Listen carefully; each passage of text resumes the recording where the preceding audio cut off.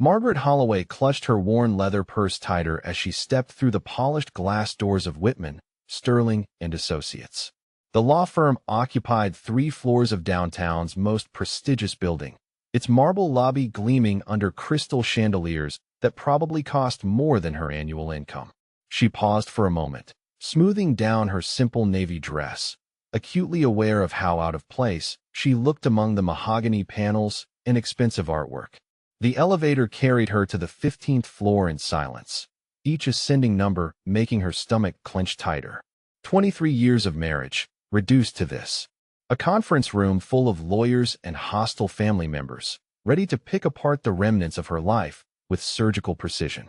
I wonder how many of you watching this have ever felt completely out of your element, walking into a situation where everyone else holds the power. Drop a comment and let me know where you're watching from today, because Margaret's story is about to show us that sometimes the person who looks the most powerless might just surprise everyone. The receptionist, a young woman with perfectly applied makeup and a smile that never reached her eyes, directed Margaret down a hallway lined with oil portraits of distinguished partners. Each face seemed to judge her as she passed, their painted eyes following her modest appearance with obvious disapproval. Conference room C was already occupied when she arrived. Richard sat at the head of the gleaming table like a king holding court, his silver hair impeccably styled, his Italian suit probably worth more than Margaret had spent on clothing in the past 5 years. At 47, he had maintained the lean physique that first attracted her in college, though success had hardened the gentle features she once loved. Beside him sat Victoria Ashford, the 28-year-old interior designer who had ended their marriage. Victoria's platinum blonde hair cascaded in perfect waves over her shoulders, and her designer dress hugged curves that Margaret's middle-aged body could never compete with. She wore Richard's grandmother's pearl necklace, the same one Margaret had been promised would stay in the family. Victoria's emerald eyes swept over Margaret with barely concealed amusement, taking in every unfashionable detail. At least she tried to dress appropriately, Victoria murmured to Richard, her voice carrying just enough to ensure Margaret heard every word. Though I suppose when you have so little experience with professional settings, it must be difficult to know what's expected. Eleanor Holloway occupied the chair to Richard's left, her 72-year-old frame still radiating the aristocratic bearing that had intimidated Margaret since their first meeting decades ago. Eleanor's silver hair was pulled back in a severe chignon, and her Chanel suit probably cost more than Margaret's monthly rent. Diamond earrings that had been in the Holloway family for 3 generations caught the light as she turned to assess Margaret with cold calculation. "Margaret, dear," Eleanor said, her tone dripping with false warmth, "how lovely that you could join us. I do hope you haven't gotten your hopes up about today. Richard has built quite an impressive empire since you two separated, and well, we wouldn't want you to have any unrealistic expectations about your entitlement to his success." James Holloway, Richard's younger brother, sprawled in his chair with the casual confidence of someone who had never worked a day for anything in his life. At 42, he maintained his boyish good looks through expensive grooming and regular tennis matches at the country club. His designer watch caught the light as he gestured dismissively in Margaret's direction. "Mother's being diplomatic," James said with a laugh that held no humor. "Let's be honest, Maggie. You spent 20 years playing house, while Richard built a business empire. The prenup is pretty clear about protecting family assets from gold diggers." Margaret felt heat rise to her cheeks, but kept her expression neutral. She had learned long ago that reacting to their cruelty only encouraged them. Instead, she took her seat across from the family that had never accepted her, folding her hands quietly in her lap. Harold Whitman, the family's attorney, entered the room with the bearing of a man accustomed to handling delicate situations for wealthy clients. At 65, he commanded respect through decades of protecting old money from inconvenient complications. His gray suit was perfectly tailored, and his silver cufflinks bore his family crest. He carried himself with the confidence of someone who had never lost a case that mattered. "Good afternoon, everyone," Harold said, settling into his chair and opening a thick folder. "I think we can resolve this matter quite efficiently. Mrs. Holloway, I trust your representation is adequate for these proceedings." He glanced at Margaret's attorney with barely disguised skepticism. Sarah Chun had been Margaret's choice precisely because she looked nothing like the intimidating legal powerhouses the Holloway family typically employed. At 38, Sarah dressed professionally but modestly, her black hair pulled back in a simple ponytail, her suit clearly off the rack rather than bespoke. She carried a single briefcase where Harold had multiple assistants managing boxes of documents. Sarah smiled politely at Harold's condescension. "My client and I are well prepared for today's discussion, Mr. Whitman. I believe you'll find Mrs. Holloway's position more interesting than you might expect." Victoria laughed, a sound like silver bells that Margaret had once found charming in Richard's voice messages. "How refreshing. I do love confidence, even when it's completely misplaced." She turned to Margaret with mock concern. "Darling, I hope you haven't been paying this woman too much. Richard's prenup is ironclad, and frankly, 20 years of housework doesn't exactly translate to business expertise." Richard leaned back in his chair, radiating the satisfaction of a man who held all the cards. "Margaret, let's make this simple. I'm prepared to offer you alimony payments that will keep you comfortable. Nothing extravagant, mind you, but sufficient for someone with your modest needs. The house goes to Victoria, naturally, since she's actually contributed to its renovation and improvement." Eleanor nodded approvingly. Richard has always been generous to a fault. Far too generous, if you ask me. But family values matter, even when dealing with, she paused delicately, former family members. James checked his Rolex with theatrical impatience. "Can we speed this along? I have a board meeting at 4. Some of us actually have businesses to run." He smirked at Margaret. "No offense, Maggie, but this should be pretty straightforward. You get enough to live quietly somewhere. Richard keeps what he built, and we all move on with our lives." Margaret listened to each cutting remark without flinching, though inside her chest felt tight with 20 years of accumulated slights and dismissals. They spoke about her as if she were a slightly troublesome piece of furniture to be relocated, not a woman who had shared 2 decades of Richard's life.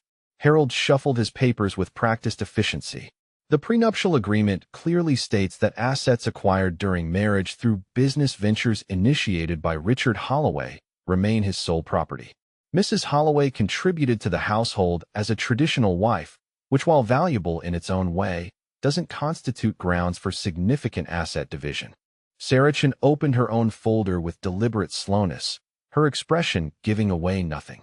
"That's a very interesting interpretation, Mr. Whitman. I wonder if you've had a chance to review the complete financial history of Richard's business ventures. All 20 years of it." Victoria's laughter grew sharper. "Financial history? Harold has everything he needs. Richard built his consulting firm from nothing after business school. It's all very well documented." Sarah's smile widened slightly. "Oh, I'm sure it is. Documentation is so important in legal proceedings. In fact, I have quite a bit of documentation myself." She glanced at Margaret, who reached down and lifted not 1 but 3 briefcases onto the table. The sound of metal clasps opening echoed through the suddenly quiet room. The family exchanged glances as Margaret began removing neatly organized folders, each labeled with dates spanning the entire length of her marriage. Bank statements, business filings, investment records, and correspondence filled the table in systematic piles. "Margaret," Harold said slowly, his confident tone wavering slightly, "where exactly did you acquire all of this documentation?" For the first time since entering the room, Margaret allowed herself a small smile. She looked directly at Richard, whose face had gone pale as he recognized folders he thought had been safely stored in his home office. "I kept copies of everything," she said quietly. 20 years of everything."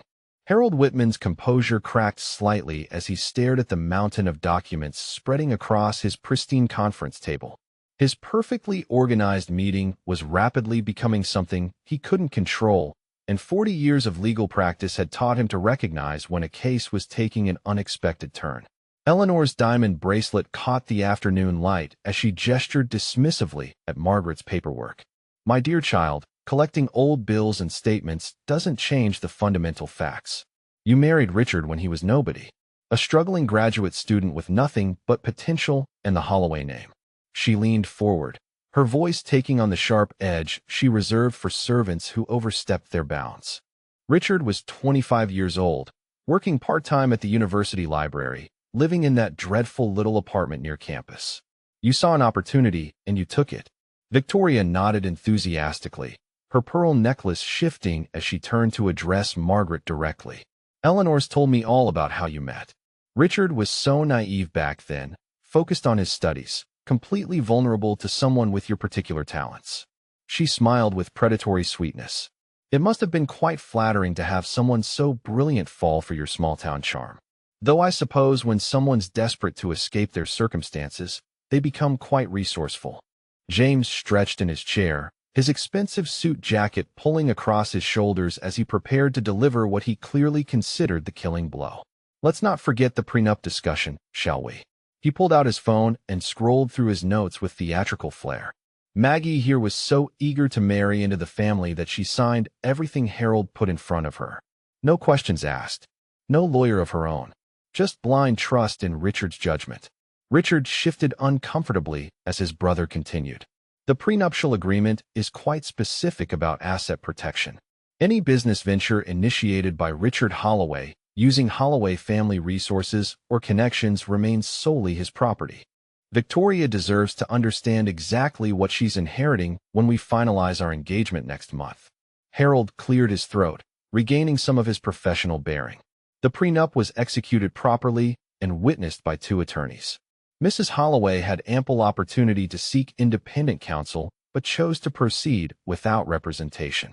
He opened his own folder and extracted a thick document bound in blue legal backing. The terms are unambiguous regarding business assets acquired during marriage. Victoria's laughter tinkled through the room as she examined her manicured nails. How romantic that must have been. Signing away any claim to Richard's future success before you'd even walked down the aisle. Though I suppose when you're marrying so far above your station, you take what you can get.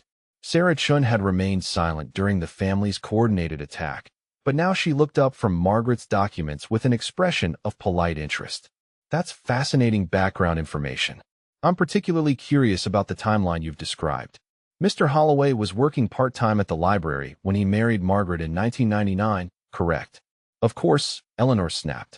Richard was pursuing his MBA while supporting himself through menial work. The family couldn't subsidize his education forever. He needed to learn independence and responsibility. James laughed harshly. Independence. Right. Until he met Maggie and suddenly had someone to cook and clean while he finished his degree. Pretty convenient arrangement, if you ask me. He turned to Margaret with mock sympathy. Though I'm sure you thought you were investing in your future together. Sweet, really. Sarah made a note on her legal pad. And Richard's first business venture began in what year? 2001. Richard answered confidently, his voice carrying the authority of a man recounting his greatest achievements. Holloway Consulting started as a one-man operation. I identified a gap in the market for specialized business strategy services. Built it from nothing through hard work and determination. Harold nodded approvingly. Richard's business acumen became apparent quite early. He secured his first major client through his own networking efforts and grew the company organically through reinvested profits. Victoria beamed with pride as she gazed at Richard. It's one of the things I admire most about him. The way he built something substantial from pure vision and effort. No handouts, no family money, just brilliant strategy and relentless execution. Sarah continued taking notes with infuriating calmness. That's quite impressive. Starting a consulting firm requires significant capital investment. Office space, equipment, marketing materials, insurance. Where did the initial funding come from? Richard's confident expression flickered momentarily before returning. Personal savings and a small business loan. I lived frugally during graduate school and saved every penny I could. The bank recognized my potential and approved financing based on my business plan. Eleanor added with satisfaction, Richard has always been financially responsible. Even as a child, he understood the value of money and planning for the future. The Holloway family doesn't raise spendthrifts or dreamers. James gestured broadly with his coffee cup. The man's a natural entrepreneur. Always has been. I remember when he explained his business concept to me. Revolutionary thinking about organizational efficiency and strategic planning. Pure genius. Sarah looked up from her notes with a pleasant smile. I'd love to review those early business records. Bank statements from 2001, the original loan documents, incorporation papers, just to establish a complete financial timeline for the court. Harold's pen paused over his own notes. That level of detail seems excessive for these proceedings. The current valuation of Richard's assets is what matters for division purposes, not 20-year-old paperwork about startup costs. Victoria laughed again, though the sound held less confidence than before. Are we really going to spend hours digging through ancient history? Richard's company is worth $12 million today. What he spent on office supplies 2 decades ago hardly seems relevant. Sarah's smile never wavered. Oh, but historical context is so important in family law, especially when determining what constitutes marital versus separate property. I'm sure your documentation will support Richard's narrative perfectly. Margaret reached into her first briefcase and withdrew a thick folder labeled 2001 Business Formation. She placed it on the table with deliberate care, followed by another marked Bank Records 19992002. Then came investment documentation and loan applications and business partnership agreements. The room fell silent except for the soft whisper of paper as Margaret continued extracting folders. Each one was meticulously organized with color-coded tabs and chronological dates. Financial statements, tax returns, corporate filings, insurance policies, and correspondence filled the available space. Harold stared at the growing collection with visible concern. Margaret, where exactly did you obtain copies of private business records? Those documents should be in Richard's possession or with his accountant. Sarah answered for her client. Mrs. Holloway maintained copies of all household financial records during her marriage, as any responsible spouse would. She paused meaningfully, particularly any responsible spouse involved in family business decisions. Richard's face had gone ashen as he recognized documents he was certain had been securely stored in his home office safe. How did you get into my files? Margaret spoke quietly, her voice steady despite the tremor in her hands. They were never just your files, Richard. She opened the 2001 Business Formation folder and extracted a document that made Richard's breath catch visibly. They were always our files. Eleanor leaned forward to examine the paperwork, her aristocratic composure cracking as she read the heading. What exactly are we looking at here? Sarah Chen's professional mask slipped for just a moment, revealing a smile of pure satisfaction. Articles of incorporation for Holloway Consulting, filed with the Secretary of State in March 2001. She turned the document so everyone could see the signature lines clearly. Note the dual signature requirement for all corporate actions. Victoria's voice rose an octave as she read over Eleanor's shoulder. What does that mean, dual signature requirement? Harold grabbed the document with trembling hands, his years of legal experience telling him he was looking at something that would destroy his carefully constructed case. It means, he said slowly, that Margaret Holloway has been a legal co-owner of Richard's business from the very beginning. James's coffee cup hit the table with a sharp clink. That's impossible. Richard built that company himself. The prenup protects his business assets. Sarah's smile widened as she watched understanding dawn across their faces. The prenup protects business assets initiated solely by Richard Holloway. But according to these incorporation documents, Holloway Consulting was never solely Richard's initiative. Margaret's voice remained quiet, but carried a new note of authority. The prenup doesn't apply to businesses we built together. And we built everything together. Eleanor's hand flew to her throat as the implications became clear. 20 years of assumptions crumbling in the space of a single document review. Victoria stared at Richard with dawning horror as her future financial security evaporated before her eyes. Richard's confident facade finally shattered completely. Maggie, he whispered, his voice hoarse with desperation. You don't understand what you're doing. Margaret met his gaze steadily. 20 years of quiet endurance transforming into something harder and infinitely more dangerous. I understand perfectly, Richard. She turned to Sarah with a nod. Show them the rest. Sarah Chun moved with the precision of a surgeon as she opened Margaret's second briefcase, extracting files that would systematically dismantle 20 years of carefully constructed family mythology. The afternoon sunlight streaming through the conference room windows caught the gold lettering on each folder tab, creating an almost ceremonial atmosphere as she prepared to reveal the scope of Margaret's hidden contributions. The first document Sarah placed on the table was a 1099 form from 2001, showing consulting income reported under Margaret's Social Security number. Harold Whitman leaned forward to examine it, his confident expression wavering as he processed the implications of what he was seeing. Mrs. Holloway maintained independent consulting work throughout her marriage, Sarah announced with clinical precision. Her expertise in financial analysis and business strategy generated substantial income that was consistently reinvested into the family's business ventures. Victoria's perfectly manicured fingers drummed against the table as she studied the tax document with growing unease. That's impossible. Margaret never worked outside the home. Richard always said she preferred to focus on domestic responsibilities while he handled the business side of their partnership. Eleanor's diamond earrings caught the light as she shook her head dismissively. Even if she did some little part-time work, we're talking about pocket change. Pin money to keep her occupied while Richard built something meaningful. The amount shown here couldn't possibly have made any real difference to a serious business venture. James laughed, though the sound lacked its earlier confidence. Let me guess, Maggie was doing bookkeeping for friends, or maybe some data entry work from home. Very admirable, I'm sure, but hardly the foundation of a consulting empire. He gestured broadly at Richard's expensive suit and Rolex watch. Look at what Richard accomplished. That doesn't come from someone's hobby income. Sarah smiled as she extracted the next series of documents, spreading them across the table in chronological order. Margaret's consulting work was far more sophisticated than simple bookkeeping. She specialized in financial risk assessment and strategic planning for small to medium-sized businesses. Her client roster included several companies that later became significant accounts for Holloway Consulting. Richard's face had gone pale as he recognized several familiar business names on Margaret's client lists.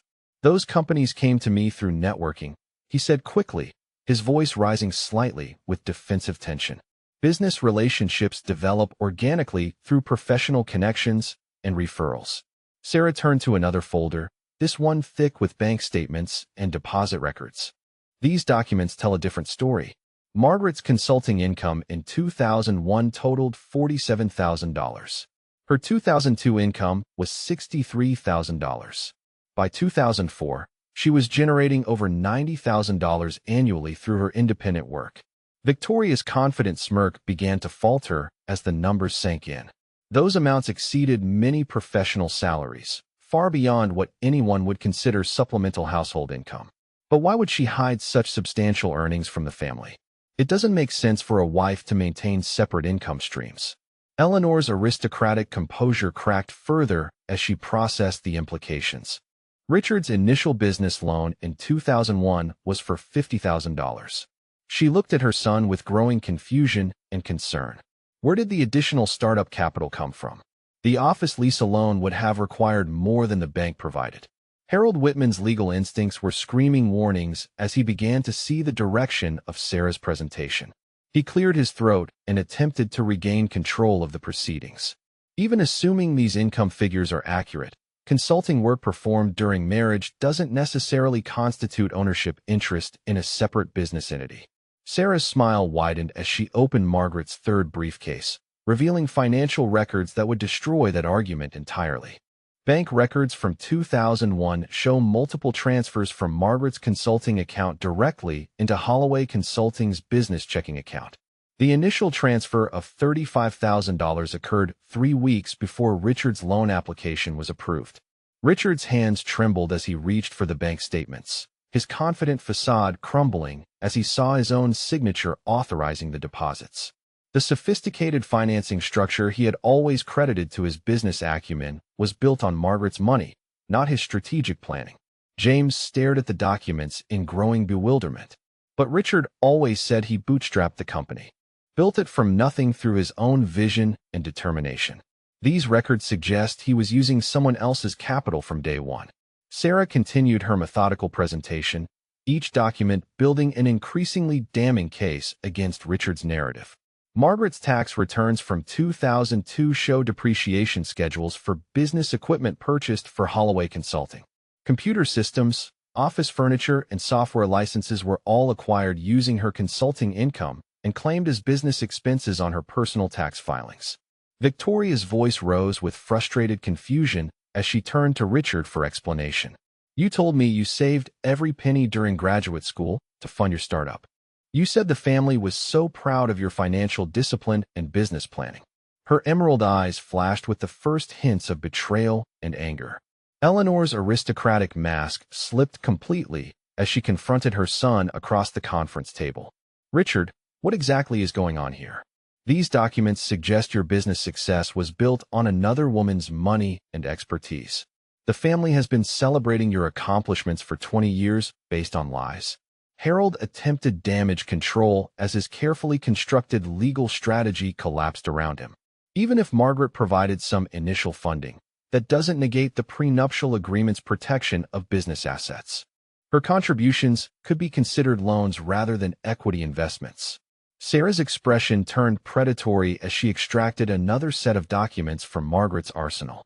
Corporate partnership agreements from 2001 specify Margaret Holloway as co-founder and equal partner in all business ventures. Her consulting income wasn't loan capital, Mr. Whitman. It was seed investment from an equal business partner who chose to remain silent while her husband received public credit for their shared achievements. Margaret spoke for the first time since revealing her documentation, her quiet voice carrying new authority that commanded attention from everyone in the room.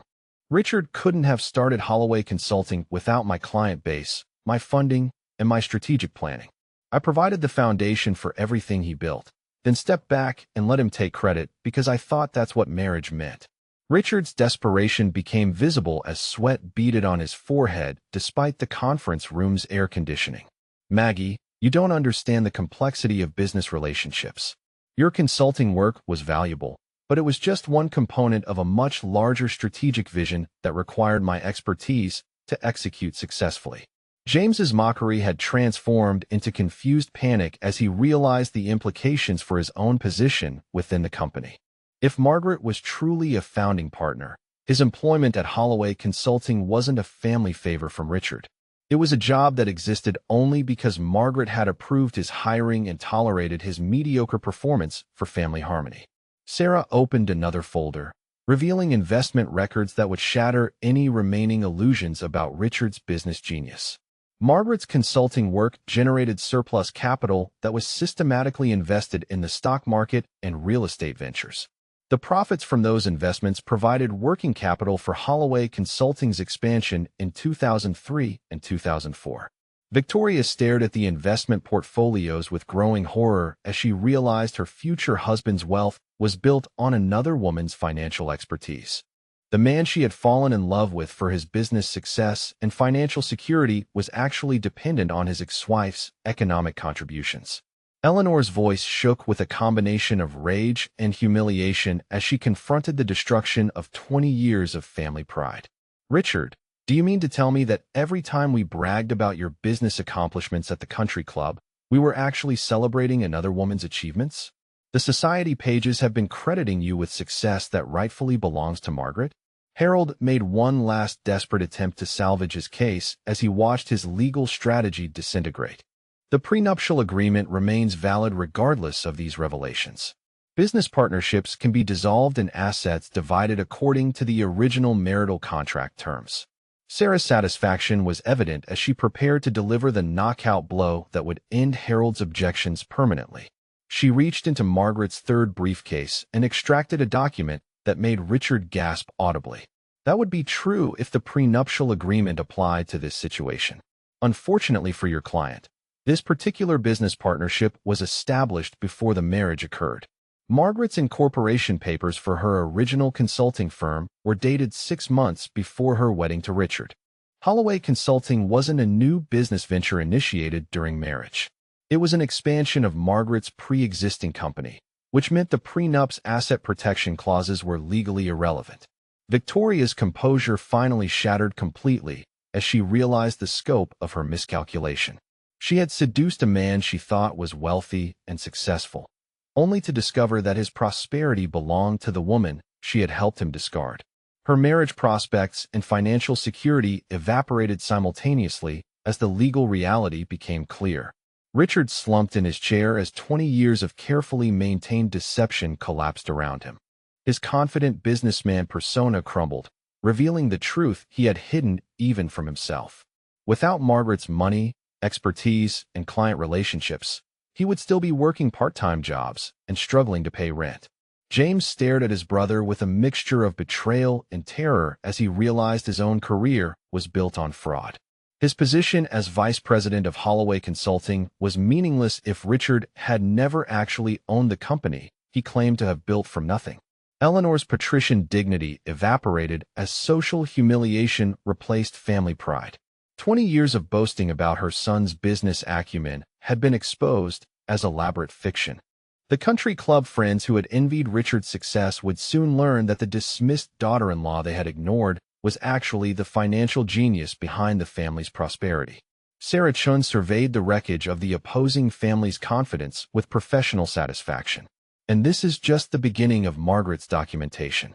We haven't even discussed the scope of her ongoing contributions to the business over the past 2 decades. Margaret's quiet voice cut through the stunned silence that followed Sarah's announcement. There's so much more they need to understand about what I built and what I gave up to make Richard look successful. The conference room's expensive furnishings suddenly felt oppressive as the family realized they were facing not a simple divorce proceeding, but the complete exposure of a fraud that had defined their lives for 20 years.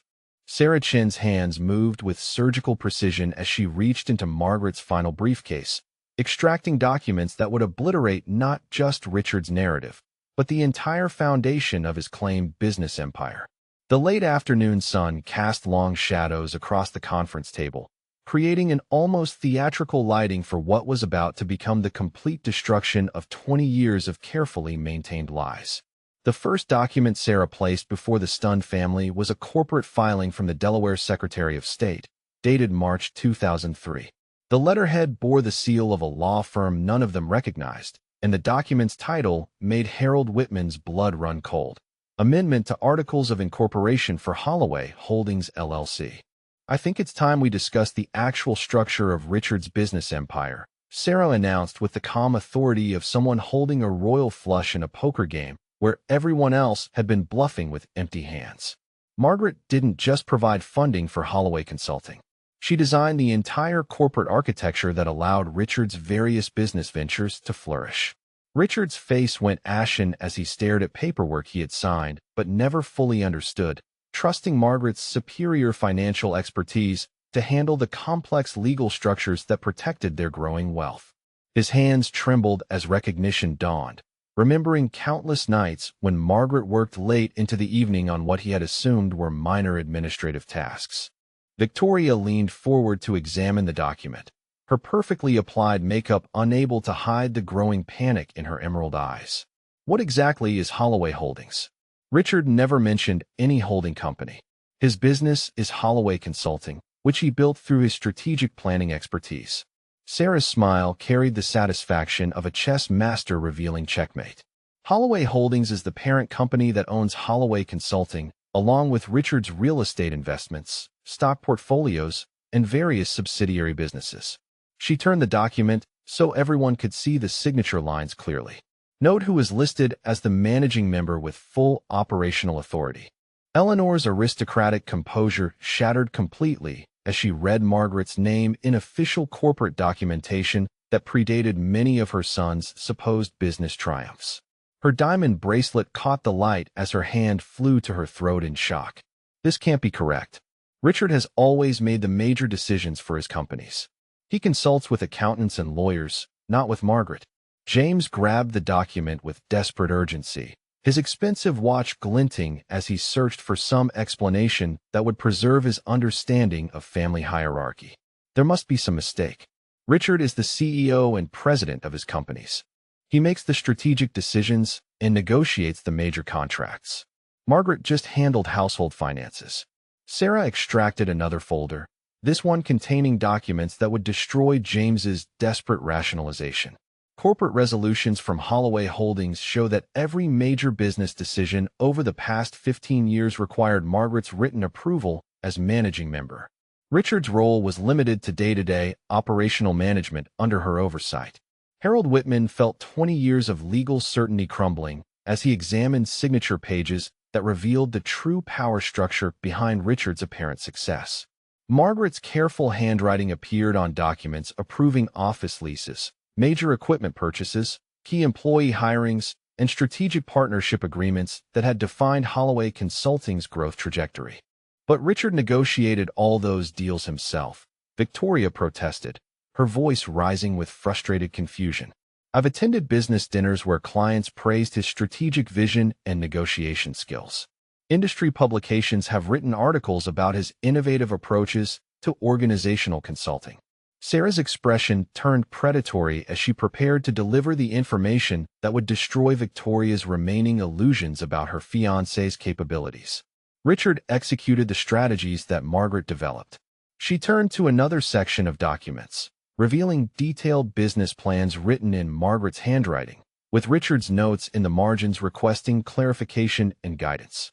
The room fell silent except for the rustle of papers as Sarah displayed Margaret's strategic analyses, market research reports, and financial projections that had guided every major business decision Richard had ever made. His celebrated business acumen was revealed as elaborate performance art, with Margaret writing the script while he took the applause. Eleanor stared at her son with a mixture of betrayal and disgust as the scope of his deception became clear. Richard, do you mean to tell me that every time we celebrated your business achievements, we were actually honoring Margaret's work? 20 years of family pride based on complete fraud. Richard's confident facade had completely collapsed, leaving him looking like a frightened child caught in an elaborate lie. Maggie always helped with the paperwork, he stammered weakly, his voice barely audible in the suddenly oppressive conference room. But the ideas, the client relationships, the strategic vision, those came from me. Sarah's laugh held no warmth as she extracted the document that would end Richard's desperate attempts at self-preservation. Client acquisition records show that 73% of Holloway Consulting's major accounts were originally Margaret's consulting clients who transferred their business when she recommended Richard's services. James felt his world tilting off its axis as he realized the implications for his own career and reputation. His vice presidency at Holloway Consulting wasn't evidence of Richard's family loyalty or his own professional competence. It was a position that existed only because Margaret had approved his employment and tolerated his mediocrity for the sake of family harmony. Victoria's voice cracked as the full scope of her miscalculation became apparent. The prenuptial agreement that she had celebrated as protection for Richard's assets was actually safeguarding Margaret's wealth from Richard's potential claims. She had fallen in love with a facade, seduced by success that belonged to another woman entirely. Harold made one final attempt to salvage his legal position as he watched his carefully constructed case disintegrate. Even if Margaret held controlling interests in these business entities, the prenuptial agreement could still provide some protection for assets acquired before marriage. Sarah's satisfaction was evident as she prepared to destroy Harold's last hope with documentation that would end his objections permanently.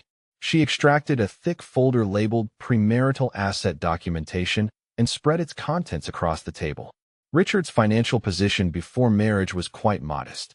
Student loans, credit card debt, and no significant assets beyond his used car and basic personal belongings. Margaret's premarital portfolio, however, included her established consulting practice, a diversified investment account, and a substantial savings fund that provided the initial capital for every business venture Richard would later claim as his own achievement. The prenup protected her assets from his potential claims, not the reverse. Eleanor's patrician dignity evaporated entirely as social humiliation replaced family pride. The country club friends who had envied Richard's business success would soon learn that the quiet daughter-in-law they had dismissed and ignored was actually the financial genius behind the family's prosperity. 20 years of social standing built on elaborate deception. Richard slumped in his chair as the weight of exposed fraud settled upon him. Without Margaret's money, strategic planning, client relationships, and business structure, he would still be working entry-level positions and struggling with student loan payments.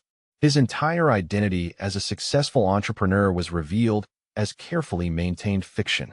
James stared at his brother with growing rage as he realized how his own life had been built on lies.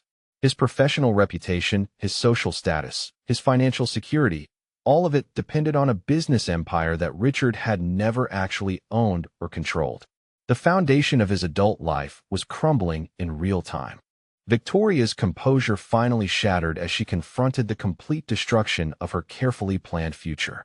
She had sacrificed her relationship with Richard's family, her professional reputation, and her personal integrity to secure marriage to a wealthy, successful businessman who was actually a fraud living off his ex-wife's achievements. Sarah surveyed the wreckage of the opposing family's confidence with professional satisfaction as she prepared to deliver the final devastating revelation. And we haven't yet discussed the current ownership structure of Richard's supposed assets. She reached for one last folder that would complete Margaret's victory. The documents Sarah extracted revealed that Margaret's careful legal planning had protected not just her historical contributions, but her ongoing control over the business empire Richard thought he had built. Corporate amendments filed over the past 5 years had gradually transferred effective ownership of all major assets to holding companies under Margaret's exclusive control. Harold's legal expertise finally allowed him to understand the full scope of Margaret's strategic planning, and the realization left him speechless with professional admiration and personal terror. Margaret had spent 2 decades systematically transferring real ownership of business assets to herself, while allowing Richard to maintain the illusion of control through operational management roles. Richard's voice broke as the complete extent of his vulnerability became clear. "Maggie, what have you done? Everything I worked for, everything I built, you can't just take it all away. We're still married. We're supposed to be partners in this." Margaret spoke with quiet authority that commanded attention from everyone in the room. Her transformation from dismissed ex-wife to revealed power broker now complete. "We were partners, Richard. I was the silent partner who made your success possible while you took all the credit and eventually decided you deserved someone younger and more beautiful than the woman who built your empire." Eleanor stared at Margaret with a mixture of terror and newfound respect as she realized the true extent of the woman she had spent 20 years dismissing and belittling. The quiet daughter-in-law who had endured countless slights and social snubs had been systematically documenting every insult while maintaining complete control over the family's financial destiny. Victoria's emerald eyes filled with tears as her carefully constructed future collapsed around her. She had destroyed her relationship with a kind, successful man to pursue Richard's apparent wealth and status, only to discover that both belonged to the woman she had helped him betray and abandon. James felt physically sick as he contemplated the professional and social humiliation that awaited him when Margaret's revelations became public knowledge. His career, his reputation, his entire adult identity was built on employment in a company that had never actually belonged to his brother. Sarah Chin's voice cut through the stunned silence with clinical precision. "Margaret owns 87% of all assets currently held in Richard's name. The remaining 13% represents appreciation on investments she specifically designated for his personal use, subject to revocation based on the terms of their partnership agreements." Margaret's quiet voice carried the weight of 20 years of accumulated grievances and strategic planning as she addressed her former family for the final time. "I gave Richard credit for my work because I thought that's what love meant. I let you all treat me like an inferior because I believed family harmony mattered more than recognition. But when he decided to replace me with Victoria, he made it clear that my contributions meant nothing to any of you." The conference room's expensive furnishings suddenly felt oppressive as the family realized they were not negotiating with a vulnerable ex-wife seeking fair treatment, but confronting the architect of their prosperity who held complete power over their financial survival. Margaret had spent 20 years building an empire while allowing others to take credit, and now she was prepared to reclaim everything that had always been hers. Sarah Chun moved with the methodical precision of a demolition expert as she began systematically dismantling every asset claim Richard had entered the conference room believing he owned. The late afternoon shadows had lengthened across the expensive table, casting the proceedings in appropriately dramatic lighting as 20 years of lies were finally stripped away. Harold Whitman's confident legal strategy lay in ruins around him as Sarah presented document after document proving that Richard's supposed business empire had never actually belonged to him. Corporate ownership records, banking authorizations, and investment account signatures all bore Margaret's name in positions of ultimate authority, while Richard appeared only as an authorized signatory subject to her approval.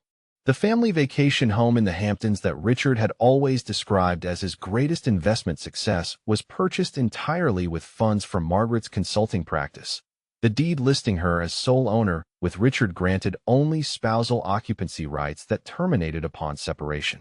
Victoria's dreams of hosting sophisticated dinner parties in the oceanfront property evaporated as she realized she would never set foot in a house that had never been her fiancé's to offer. Richard's prized Mercedes sedan, a symbol of professional success and personal achievement, was registered under a company lease agreement signed by Margaret as fleet manager for her consulting firm. The monthly payments had always come from accounts she controlled, making his luxury vehicle nothing more than a business expense she could terminate at will. Eleanor watched in growing horror as Sarah methodically cataloged how Margaret's financial genius had created and sustained every aspect of their family's comfortable lifestyle. The country club membership Eleanor had used to celebrate Richard's success was paid for by automatic withdrawals from Margaret's investment account. The expensive dinners, charity galas, and social events that had defined their upper-class identity were funded by the woman they had spent decades treating as an inferior. James felt physically sick as the scope of his professional vulnerability became clear. His vice president title, his executive salary, his corner office with its impressive view, all of it existed because Margaret had approved his employment and tolerated his mediocre performance for the sake of family peace. Sarah's documentation revealed that Margaret's signature was required for any personnel changes affecting family members, giving her absolute power over his continued employment. Victoria's prenuptial agreement, the document she had celebrated as protection for Richard's wealth, was revealed as completely meaningless since none of the assets she thought she was protecting had ever belonged to him. The legal contract she had viewed as her pathway to financial security was actually a worthless piece of paper that provided no benefits to either party. Harold made desperate attempts to salvage some portion of Richard's position as his legal case collapsed entirely. Even routine business decisions made over the past several years required Margaret's written authorization, documents that Richard had signed reflexively, without understanding that he was essentially asking permission from his own wife to manage companies that belonged to her. Richard's confident businessman persona had completely disintegrated, leaving him looking lost and confused as the artificial foundation of his adult identity crumbled around him. The clients who respected his strategic vision had actually been responding to Margaret's brilliant planning, which he had memorized and presented as his own insights without ever truly understanding the sophisticated reasoning behind her decisions. Margaret's transformation from dismissed ex-wife to revealed architect of their prosperity was now complete, and when she spoke, her quiet voice carried an authority that commanded immediate attention from everyone in the devastated conference room.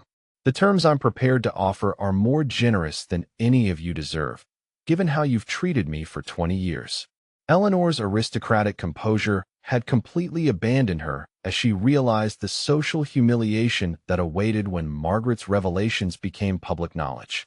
20 years of country club bragging about Richard's business acumen would be exposed as elaborate fiction, revealing that the quiet daughter-in-law she had consistently belittled was actually the financial genius behind their family's success.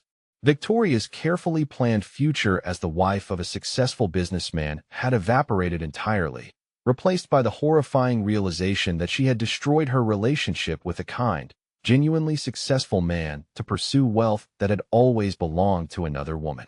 Her emerald engagement ring suddenly felt heavy on her finger as she understood that Richard had nothing left to offer her. James scrambled to position himself favorably with the woman who now controlled his professional destiny, his earlier mockery replaced by desperate attempts to minimize the damage from 20 years of condescending treatment. His executive position, his professional reputation, his financial security, all of it depended entirely on Margaret's willingness to overlook his past behavior. Margaret outlined her terms with calm precision that revealed years of careful planning for this exact moment. Richard would retain operational management of Holloway Consulting under her ownership, with his salary reduced to reflect his actual contributions rather than the inflated compensation he had awarded himself using her money.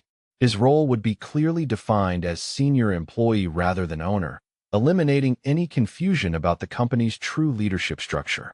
Harold listened in professional admiration and personal terror as Margaret demonstrated legal sophistication that exceeded his own expertise, her strategic planning having anticipated and countered every possible challenge to her position years before this confrontation occurred. She had spent 2 decades building an impregnable legal fortress while allowing her opponents to believe they held the high ground. Eleanor was forced to confront the devastating reality that her social standing had been built entirely on another woman's achievements. While she had spent 20 years treating that same woman as an unwelcome inferior who had somehow trapped her precious son into marriage. The country club friends who had envied her successful family would soon learn the humiliating truth about where their prosperity actually originated. Victoria faced the complete destruction of her carefully constructed life plan as she realized that her relationship with Richard offered no financial benefits, no social advancement, and no security beyond what she could provide for herself. The man she had seduced away from his wife was revealed as having nothing substantial to offer beyond the illusion of success that had always belonged to Margaret. Richard's humiliation was complete as his entire adult identity collapsed under the weight of exposed fraud, leaving him dependent on the mercy of the woman he had betrayed and abandoned for someone younger and more attractive. His celebrated business success was revealed as elaborate performance art, with Margaret writing every script while he took undeserved applause. Margaret's quiet authority filled the conference room as she concluded her presentation of terms, her transformation from victim to victor now permanent and irreversible. I built everything you thought Richard owned, and I did it while enduring 20 years of your condescension and disrespect. The generosity I'm showing today is more consideration than any of you showed me during our marriage. The expensive conference room furniture suddenly felt oppressive as the family realized they were completely dependent on the goodwill of the woman they had spent decades dismissing and belittling, their comfortable lifestyle hanging in the balance of Margaret's decision about how much mercy she was willing to extend to people who had shown her none. Margaret accepted Eleanor's tearful apology with the grace of someone who had spent 20 years learning to rise above petty cruelty, though her calm demeanor made it clear that forgiveness did not mean forgetting the decades of condescension and social humiliation she had endured. The older woman's aristocratic composure had completely crumbled as she realized the scope of her misjudgment, her diamond jewelry seeming tawdry now that she understood it had been paid for with money belonging to the daughter-in-law she had consistently dismissed. Eleanor's voice shook with genuine remorse as she acknowledged the devastating reality of their reversed positions. Margaret, I owe you an apology that spans 20 years of inexcusable behavior. My pride and prejudice blinded me to your contributions and your character. She paused, struggling with the unfamiliar experience of admitting profound error to someone she had always considered beneath her social station. Margaret's response carried the quiet authority of someone who no longer needed anyone's approval or acceptance. Eleanor, your apology is noted. However, my future decisions regarding family relationships will be based on actions rather than words. 20 years of treatment cannot be erased by a single conversation, regardless of how heartfelt it might be. Victoria's desperation was palpable as her carefully constructed future disintegrated before her eyes. The man she had pursued for his wealth and status revealed as having neither to offer. Her engagement ring felt like a mockery on her finger as she realized that Richard's proposal had been made with assets that belonged to another woman entirely. The prenuptial agreement Victoria had celebrated as protection for Richard's fortune was now revealed as an empty gesture, since he possessed no significant assets to protect. Her sacrifice of professional relationships and personal integrity to secure marriage to a wealthy businessman had been based on complete delusion about his actual financial position. Richard sat in stunned silence as the full implications of his exposure settled upon him, his confident businessman persona permanently shattered by the revelation that every achievement he had claimed was actually Margaret's work. The respect of colleagues, the admiration of competitors, the pride of family members, all of it had been based on elaborate fraud that could never be reconstructed. James faced the humiliating prospect of formally applying for employment in a company where he had assumed his family connection guaranteed permanent security. His vice president title was meaningless if Margaret chose not to retain him, and 20 years of mediocre performance offered little justification for continued employment beyond her willingness to show mercy he had never earned. Margaret outlined the terms for James's continued employment with clinical precision that left no doubt about their changed relationship dynamic. Your position will be evaluated based solely on professional competence and contribution to company objectives. Family relationships provide no special protection or privileges in my business operations. Harold Whitman gathered his scattered documents with the shell-shocked expression of a lawyer who had just witnessed the complete destruction of what he had considered an airtight legal strategy. His reputation for protecting wealthy clients from inconvenient complications would suffer permanent damage when word of this debacle spread through the legal community. Sarah Chin's satisfaction was evident as she watched the systematic collapse of the opposition's position, her client's victory more complete and devastating than she had dared hope when they first began planning this confrontation months earlier. Margaret's meticulous documentation and strategic patience had created a legal position that was literally unassailable. Margaret's transformation from dismissed ex-wife to revealed architect of prosperity was now permanent and irreversible, her quiet authority commanding respect that had been denied to her for 2 decades. The family that had treated her as an inferior now understood that their comfortable lifestyle existed entirely at her discretion. Victoria's engagement to Richard became meaningless as his assets evaporated and his reputation crumbled, leaving her with nothing but the social humiliation of having destroyed her previous relationship for a man who possessed neither wealth nor genuine success. Her dreams of hosting sophisticated parties and enjoying luxurious vacations died as brutally as they had been born. Eleanor faced the prospect of explaining to her country club friends how 20 years of bragging about Richard's business acumen had been based on celebrating another woman's achievements while simultaneously treating that woman with contempt and condescension. Her social standing would never recover from such a comprehensive revelation of poor judgment and character. Richard's humiliation was complete as clients and competitors learned that his celebrated strategic insights had always been Margaret's work, his business relationships built on fraud that undermined every professional accomplishment he had claimed. The industry recognition and peer respect he had enjoyed would transform into professional ostracism once the truth emerged. Margaret addressed her former family with the calm authority of someone who had spent years preparing for this moment of reckoning.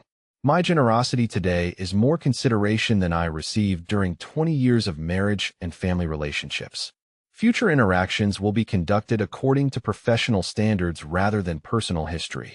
James submitted his formal employment application with the desperation of someone whose entire adult identity depended on Margaret's willingness to overlook decades of condescension and mockery. His executive salary, his professional reputation, and his financial security hung in the balance of her decision about whether his actual contributions justified continued employment.